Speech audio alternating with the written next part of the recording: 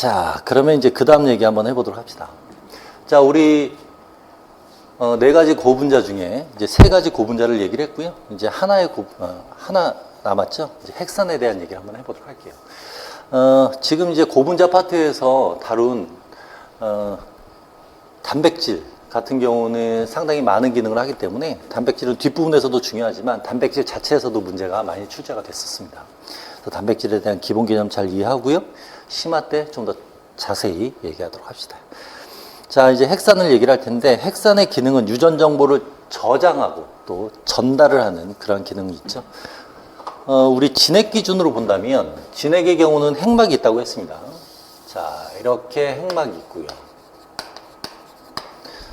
자, 이 핵 안에 DNA가 있습니다. 그래서 DNA는 유전 정보를 이렇게 저장을 하고 있다가 전사와 가공 과정을 거쳐서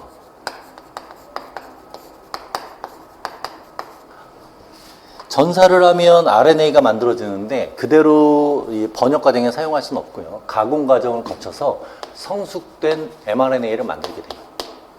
자, 그럼 이렇게 mRNA가 만들어지게 되고요. 이러한 mRNA가 핵 바깥으로 나오게 됩니다. 자, 그러면 이렇게 mRNA가 있죠? 자, 이 mRNA에 세포질에 있는 막이 없는 비막성 소기관인 리보솜이 결합을 하는데 작은 소다인체가 먼저 결합을 하고요. 그 다음에 큰 소다인체가 이렇게 결합을 해요. 자, 그러면 여기 mRNA에 있는 유전 정보에 따라서 아미노산이 오면 그 아미노산과 아미노산을 결합시키는 펩티드 결합이 이 안에서 일어나게 돼요. 자, 그러면 아미노산들이 쭉쭉쭉쭉 결합하니까 이렇게 만들어지겠죠. 자, 앞에서 언급했듯이 구조를 갖기 전에는 우리가 폴리펩티드라고 하는데 그냥 간단하게 단백질로 표현하도록 할게요. 자, 이렇게 단백질이 만들어지겠죠. 자, 그래서 이 번역 과정은 세포질에서 일어납니다. 지금 본 것처럼 DNA는 저장을 하죠. mRNA는 이 정보를 이 리보솜까지 전달해주는 그런 역할을 합니다. 자, 이러한 일련의 일들이 일어나게 되죠. 자, 그럼 이제 핵산의 단량체부터 우리 한번 살펴보도록 합시다. 단량체는 뉴클리오티드라고 했는데요. 이것도 구조적인 것부터 살펴보도록 할게요.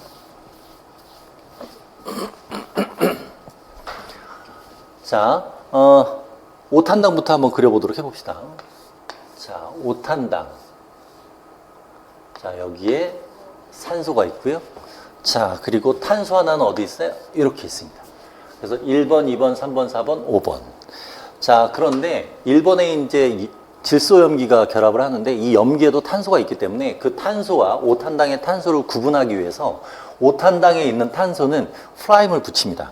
그래서 우리가 1번 프라임, 2번 프라임, 3번 프라임, 그 다음에 4번 프라임, 그 다음에 5번 프라임. 그래서 5 프라임, 3 프라임 뭐 이런 식으로 표현을 하죠. 자, 5 프라임 쪽에는 인상기가 결합을 하는데요. 인상기 3개가 결합을 합니다. 하나, 둘, 3개. 자, 그리고 이제 이 인상기 구분을 하기 위해서 5번 탄소에 가까운 인상기 알파, 베타, 감마 이렇게 표현을 하고요. 그래서 이 뉴클리오티드를 구성을 할 때는 구성은 인산기와 5탄당과 그리고 1번 탄소에 연결된 염기로 구분을 해줘요. 1번 탄소, 염기. 이렇게 표현을 해줍니다. 자, 인산기는 이렇게 알파, 베타, 감마 이렇게 나누고요. 이제 5탄당도 보면 이 DNA, RNA에 사용되는 뉴클리오티드의 종류가 다릅니다. 그 차이는 2번 탄소에서 결정이 되는데 2번 탄소에 OH가 결합되어 있는 5탄당이 있고요. H가 결합되어 있는 5탄당이 있습니다. OH가 결합되어 있는 5탄당을 우리가 리보스, 우리가 이거 앞에서 얘기했었죠. 5탄당이면서 알도스인 리보스가 있고요. 자, 그런데 산소가 제거됐잖아요. 옥시가 제거됐다. 데옥시. 그래서 디옥시 리보스라는 표현을 씁니다. 그래서 DNA의 뉴클리오티드에 사용되는 5탄당은 디옥시 리보스 이렇게 표현을 하죠. 그래서 리보스는 RNA, 데옥시 리보스는 DNA에 사용된다. 자, 5탄당 얘기까지 했습니다. 자, 이제 염기에 대한 얘기를 한번 해보도록 할게요. 1번 탄소에 염기가 결합되어 있고요. 자, 이 염기는 두 종류가 있습니다. 퓨린 계열하고 피리미딘 계열인데 이렇게 두 종류로 나눠서 얘기를 할 수가 있고요. 퓨린 계열의 염기는 링 구조가 두 개입니다. 이렇게 있고, 그 다음에 이렇게 있고. 자, 그 다음에 피리미딘 계열은 링 구조가 하나예요. 이렇게. 자, 얘는 이것도 알아둬야 됩니다. 퓨린 계열, 그 다음에 피리미딘 계열.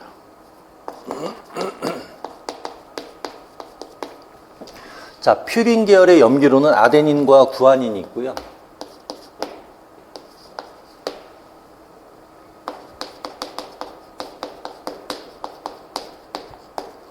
자, 피리미딘 계열 쓸 텐데, 이 티민하고 시토신이 있는데, 이 염기 간에는 퓨린 계열과 피리미딘 염기 간에 상부적 결합을 할 수가 있습니다. 아데닌은 티민하고 상부적인 결합을 할 수가 있고요.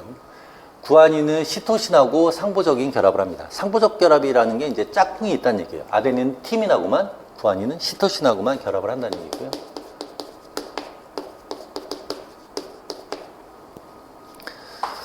자, 이때 결합에 관여하는 것은 어떤 결합이냐? 수소 결합입니다. 그래서 아데닌하고 티민 간에는 수소 결합 2개가, 구아닌과 시토신 간에는 수소 결합 3개가 결합을 해요. 그러니까 어떤 DNA 상에, 이거부터 얘기할게요. 이렇게 상부적인 결합을 하기 때문에 DNA는 2개의 가닥이 수소 결합을 통해서 하나의 분자를 형성합니다. 그래서 우리가 이제 이중 나선 구조를 형성한다 이렇게 표현을 하는데, 이렇게 이중 나선 구조를 형성한 DNA 상에 G와 C가 많이 있으면 두 결합은 수소 결합이 더 많이 분포하니까 더욱더 강하게 결합을 하겠죠. 그래서 상당히 안정적인 결합을 할 수가 있습니다. GC 결합이 많을수록 안정적이다. 이렇게 수소 결합의 개수로 우리가 따질 수가 있습니다. 티민의 경우는 DNA일 때 사용되고요. RNA의 경우는 티민 대신에 우라실을 사용을 합니다.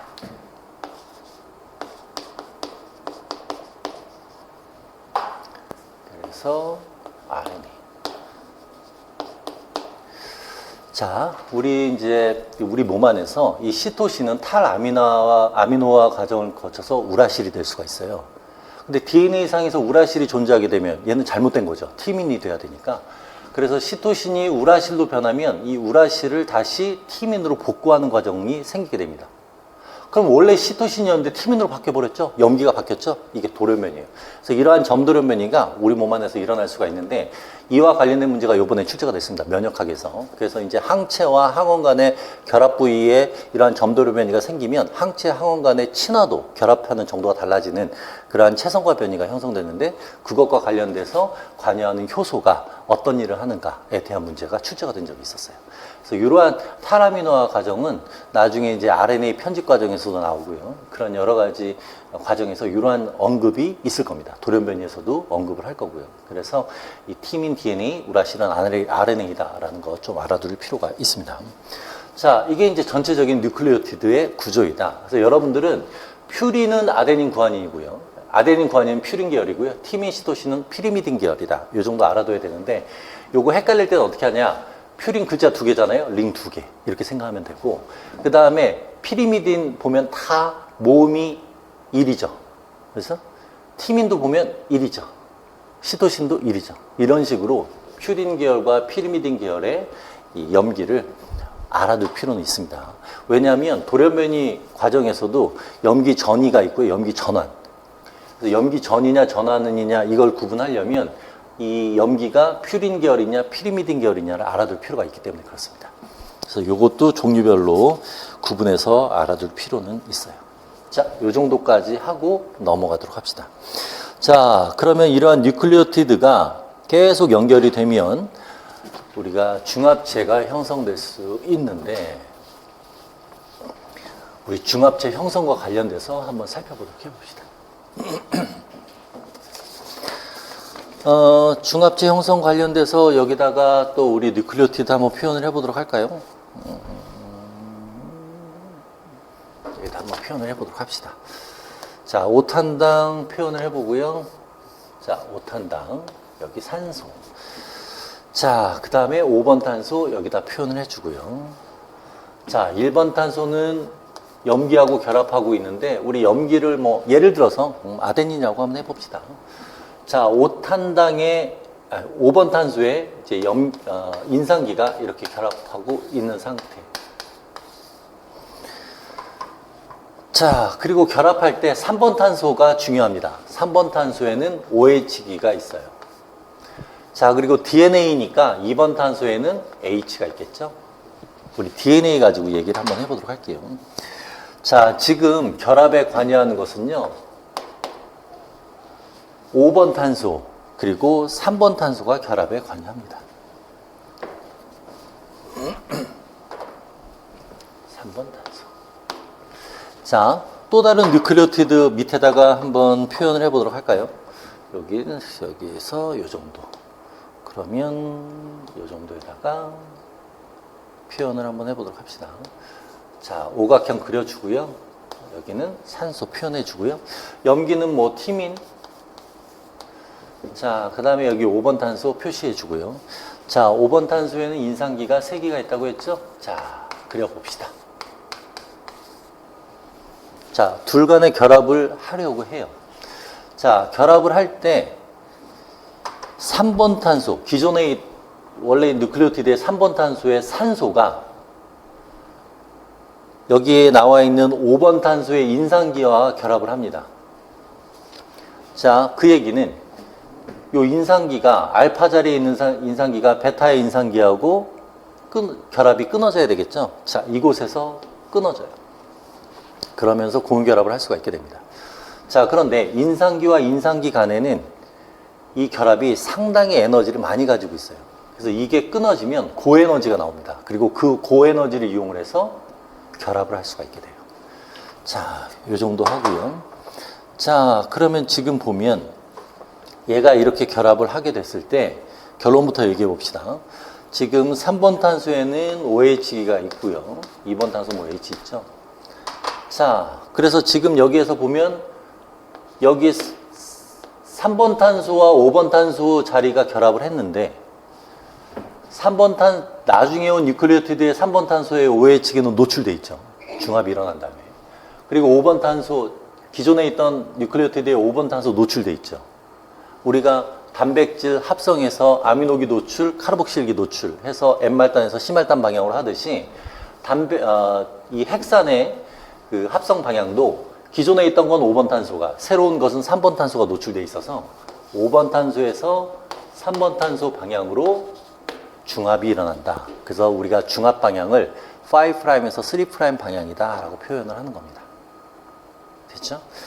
자, 그러면 이제 이 과정에서 그러면 얘가 축합 반응이 일어났는데 물이 어떻게 빠지느냐 라고 생각할 수 있는데요. 3번 탄소에 H 빠져나가죠? 그리고 여기 인산기가 나올 때 여기에 OH가 붙어서 떨어져 나가요. 그래서 이 OH가 떨어져 나오고 H 나가니까 축합 반응이다. 이렇게 얘기를 할 수가 있습니다. 자, 그럼 여기다가 한번 표현을 해보도록 할까요? 자, 축합 반응이니까 물 떨어져 나갑니다. 그리고 또 뭐가 떨어져 나가냐면 인산기 2개가 떨어져 나가죠. 우리가 이것을 2개가 붙어 있는 상태를 우리가 피로인산이라고 하는데 이렇게 떨어져 나가요. 자, 중합이 일어났는데 만약에 이 2개의 인산기가 또 붙어버리면 어떻게 되죠? 중합이 끊어지죠. 그러면 핵산이 분해가 되는 거예요. 분해가 되면 안 되잖아요. 그래서 분해가 되는 것을 방지하기 위해서, 즉 역반응이 일어나는 것을 방지하기 위해서 이 2개가 붙어 있는 것을 또 끊습니다. 그래서 2개의, 자, 이렇게 인산기 하나가 있을 때는 우리가 무기인산이라고 표현합니다. 자, 이렇게 만들어요. 앞에서도 언급했듯이 인산기 간의 결합은 고에너지가 필요한 결합이기 때문에 이렇게 분리가 됐다가 다시 피로인산이 되는 이 과정은 상당히 어렵습니다. 에너지를 많이 필요로 하기 때문에. 그래서 이 과정을 거침으로써 역반응이 어려워져요. 그래서 중합 반응의 역반응이 다시 말하면 이 핵산이 분해되는 것을 방지하기 위해서 이러한 역반응이 어려워지게 하는 피로인산의 분해 과정이 일어나게 됩니다. 어쨌든 이 과정을 통해서 역반응이 어려워진다. 이 정도만 생각을 해주면 되겠습니다. 자, 이제 그 다음 이제 정리 한번 해보도록 할까요? 정리를 하면, 자, 여기에서 이런 식으로 5탄당 그려주고요. 자, 여기 5번 탄소 있고요. 여기 인산기 3개가 있는데 생략해서 그냥 넘어가도록 합시다. 쓸까요? 인산기 뭐 대충 합시다. 하나, 둘, 3개 이렇게 있는 상태. 자, 그 다음에 여기에 염기, 아까 아데닌 예를 들었으니까 아데닌 써주고요. 자, 3번 탄소에 산소 있고요. 자, 그 다음에 아래쪽에 5번 탄소에 있는 인산기 여기 결합되어 있는 상태고요. 여기까지 됐죠? 자, 그리고 여기가 이제 5번 탄소에 있는 자리고요. 자, 그 다음에 여기에서 오각형 그려주고 산소. 자, 1번 탄소에는 누가? 티민이 결합되어 있죠. 자, 이런 식으로 결합이 일어나게 됩니다. 물론 여기 아래쪽에는 이제 또 OH가 있고 다시 여기에서 또 새로운 뉴클리오티드가 오면 또 이런 식으로 결합을 합니다. 우리 앞에서 이 핵산에서 일어나는 결합을 인산이 에스테르 결합이라고 했죠. 자, 여기에서 일어나는 결합이 바로 인산이 에스테르 결합이에요.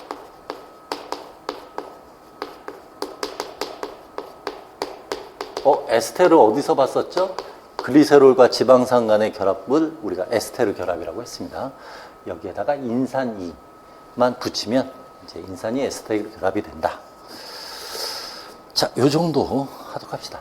DNA 이렇게 되고요. RNA도 동일한 방법으로 합니다. 자, 요 정도까지. 자, 이런 식으로 DNA가 합성이 되면 DNA 복제가 이루어질 수가 있어요. 그래서 이러한 DNA 복제에 대한 얘기를 또 추가로 얘기 한번 해보도록 할게요. 자, DNA 복제라는 건 예전에 DNA가 유전물질이다라는 것을 모르던 시절에는 이 복제 기작을 잘 몰랐어요. 그런데 DNA의 구조를 알게 되고 염기 간에 상부적인 결합을 하네? 그러면 복제가 될 때 주연 가닥이 존재할 수가 있으니까 동일한 DNA가 합성될 수가 있구나라고 해서 이제 DNA 복제 기작도 밝혀지게 됩니다. 자, 그러면 복제는 어떻게 일어나는지 간단하게 한번 체크해 보도록 할까요? 자, 우리 앞에서 언급했듯이 5탄당이 있고 인산기 5탄당이 있었죠. 그리고 여기에 염기만 달랐어요. 그럼 이게 쭉 중합이 되면 5탄당 인산, 5탄당 인산 이 골격에 염기만 다른 종류가 있는 셈이 있기 때문에 이 당 그리고 인산을 우리가 골격으로 잡고 당인산 골격이라는 표현을 쓰는데요. 간단하게 당과 인산 골격을 이렇게 화살표로 표현할 수가 있습니다. 그리고 다른 부분만 염기로 따로 표현을 할 수가 있어요. 그래서 여기 예를 들어서 아데닌, 여기 티민, 여기 뭐 구아닌 이런 식으로 표현을 할 수가 있다는 얘기예요. 자, 당인산 골격을 표현할 때는 합성 방향으로 표현해서요. 5', 3' 방향으로 화살표로 이렇게 표현할 수가 있습니다. 화살표 끝쪽이 3', 출발점이 5'. 자, 얘네들은 상부적인 결합을 하고 있으니까 우리가 한쪽 염기만 알면 반대쪽 가닥에 염기도 알 수가 있겠죠? 자, 아데닌은 수소결합 2개, 티민 수소결합 3개, 구아닌 수소결합 3개를 상부적으로 결합을 하는데 누구하고 결합을 해요? 티민, 아데닌, 시토신하고 이렇게 결합을 합니다. 얘네들도 반대쪽 가닥에 존재하니까 당인산 골격을 이런 식으로 표현을 할 수가 있어요. 자, 그런데 이 두 가닥은 서로 반대 방향으로 평행하게 배열을 하기 때문에 역평행하게 배열되어 있다라고 표현을 할 수가 있고요. 화살표 방향을 반대로 표현합니다. 그러면 화살표의 방향은 5'에서 3' 이렇게. 자, 그 다음에 하나 더 얘기하면 요 두 가닥의 너비는 일정합니다. 왜 일정한지 한번 보도록 할까요? 아까 아데닌은 퓨린 계열이었죠? 골이 2개 있었죠. 염기가. 티민은 피리미딘 계열이죠. 하나. 여기도 하나, 여기 2개. 구아닌 골이 2개, 시토신 골이 하나. 그래서 고리가 항상 3개로 구성되어 있기 때문에 이 간격은 일정하다라고 얘기를 할 수가 있습니다. 자, 이렇게 있다가 DNA가 복제가 될 때는 어떻게 되느냐? 두 가닥이 풀립니다. 다시 말하면 염기 간의 수소 결합이 끊어져요. 그래서 여기에서 이렇게 5'에서 3' 방향으로 이렇게 표현을 해주고 여기 아데닌, 티민, 구아닌 이렇게 표현을 해주죠. 자, 그리고 이제 반대쪽 가닥 좀 멀리 떨어져서 여기다 표현을 할까요? 이런 식으로 되어 있습니다. 자, 이제 여기에 각각의 가닥이 있는 상태에서 이곳에 뉴클리오티드가 옵니다. 그래서 구아닌과 상보적인 시토신이 이렇게 올 수가 있어요. 자, 그럼 시토신 염기니까 당과 인산기를 가지고 있는 애가 이렇게 올 수가 있겠죠? 자, 그러면 여기 사이에서 이제 뭐 당연히 뭐 수소 결합이 됐는데 이렇게 온 다음에 또 새로운 뉴클리오티드가 또 온다고 해봅시다. 그 다음에 오는 건 누가 오겠어요? 상보적인 결합을 해야 되니까 이렇게 상보적인 결합을 해야 되니까 여기에는 아데닌을 갖고 있는 염기가 이렇게 옵니다.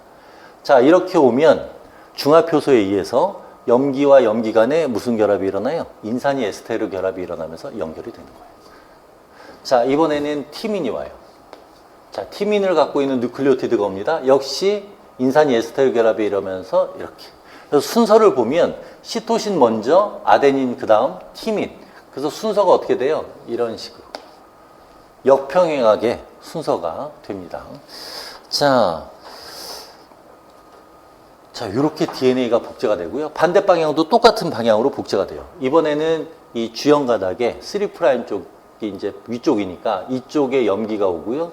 그 다음에 또 염기가 오고 또 염기가 여기서 우리가 보통 뉴클리오티드가 온다라고 표현하기도 하지만 그냥 간단하게 뉴클리오티드 상에서 염기만 다르기 때문에 염기가 온다 이렇게 표현하기도 합니다. 그래서 이렇게 오면 이런 식으로. 물론 여기 수소결합 당연히 이렇게 있었겠죠. 여기에서도 마찬가지로 AT, TA, GC가 이렇게 오는 거예요. 그러면 동일한 DNA 가닥이 두 분자가 형성이 되어 있죠. 그래서 기존에 있던 가닥은 있는 상태에서 복제가 되기 때문에 반은 보존된 상태에서 복제가 된다. 그래서 반보존적 복제라는 표현을 씁니다.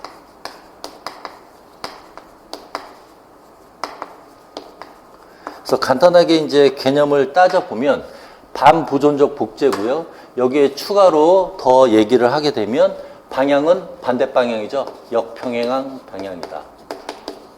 역평행한 방향으로 복제가 일어나고요. 복제 방향은 5'에서 3' 방향으로 일어난다. 이렇게 얘기를 할 수가 있는 겁니다. 자, 이 정도까지 우리가 얘기를 할 수가 있었어요. 자, 여기까지 해서 우리가 이제 핵산에 대한 얘기를 다뤘고, 자, 그러면 우리가 이제 이 고분자 파트는 다 얘기를 했는데, 고분자 파트 중에서 단백질이 가장 출제 빈도가 높습니다. 그만큼 중요하기 때문에. 그리고 단백질과 관련된 얘기들이 많이 나와요. 그러니까 우리가 뒤에서 막 어떤 효소의 얘기를 막 한다거나 어떤 물질에 대한 얘기를 막 할 때 그게 단백질이다라는 생각을 해야 돼요. 그런데 경우에 따라서는 단백질이 아니라 이런 핵산, 뭐 RNA일 수도 있고요. 또는 당을 얘기할 수도 있어요. 근데 유전자로부터 만들어지는 것은 단백질.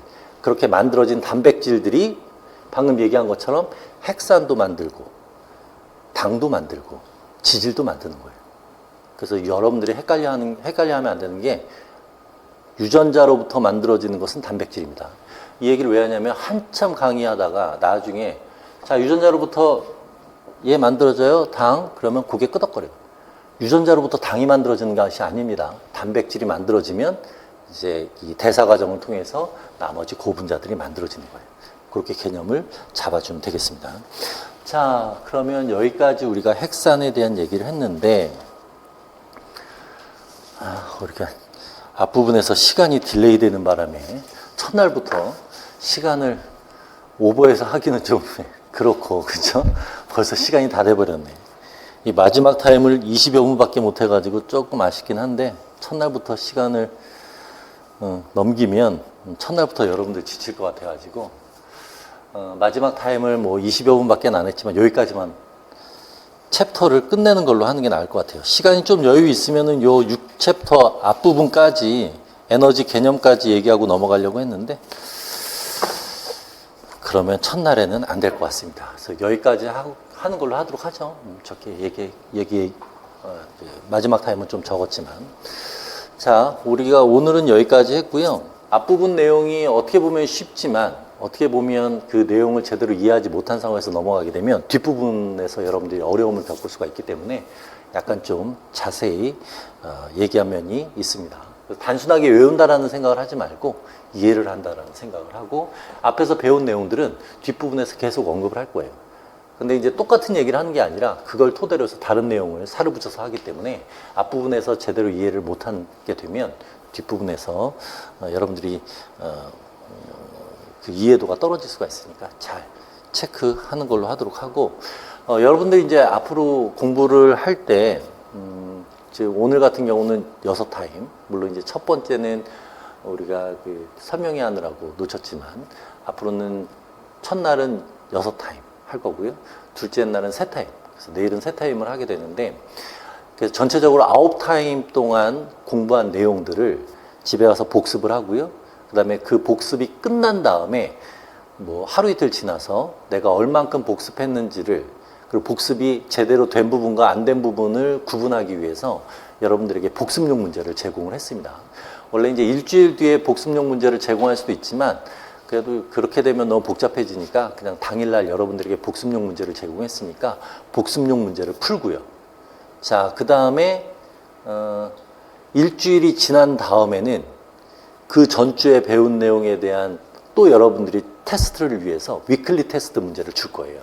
위클리 테스트 문제는 기본반의 경우에 있어서는 미트디트 피트 문제 가지고 제공을 할 겁니다. 그래서 미트디트 피트 문제 중에 여러분들이 풀 수 있는 수준의 문제로 제공을 할 테니까 그건 객관식이니까 문제 푸는데 부담은 없을 거예요. 그렇게 풀고 모르는 내용이 있으면은 질문을 하는 걸로 하도록 합시다. 그렇게 해서 그 당일 그 주에 공부를 복습을 하고 복습용 문제로 체크를 하고 그 다음 주에 위클리 테스트로 다시 한번 체크하는 방식으로 반복하는 복습을 하도록 할 거예요. 그리고 그 다음 주 되면 그 전주에 배운 내용 또 간단하게 복습을 하는 식으로 하도록 합시다. 기본반은 그런 식으로 나갈 거고요. 그 다음에 심화반 같은 경우에는 역시 똑같이 복습용 문제 제공을 할 거고요. 복습용 문제는 여러분들 부담 안 되도록 기입형 형태로 했으니까 문제도 좀 읽어보면서 기입형 명칭 같은 것들을 채워넣는 걸로 하도록 하고요.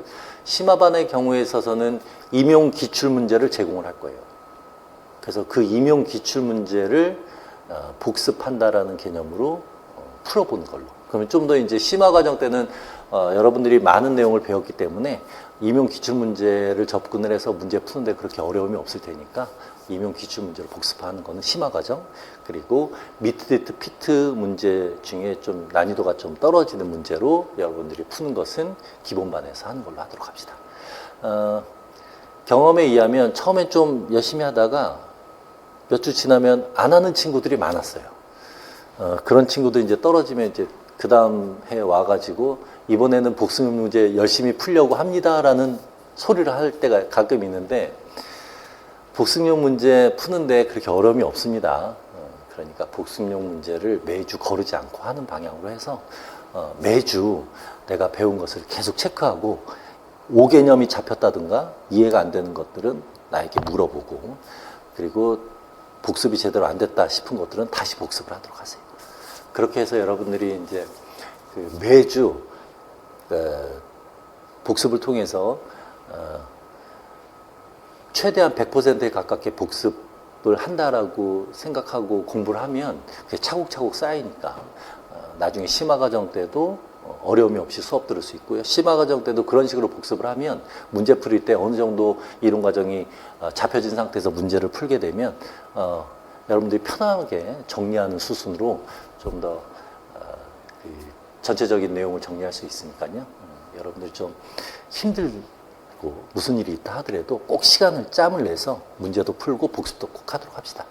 자, 그러면 첫날은 뭐 간단히 이 정도까지만 하고 내일 또 이제 나머지 부분들 하면서 또 뭐 필요한 얘기들도 하도록 할게요. 오늘 첫날 수고 많았고 내일 또 보도록 합시다. 수고했어요.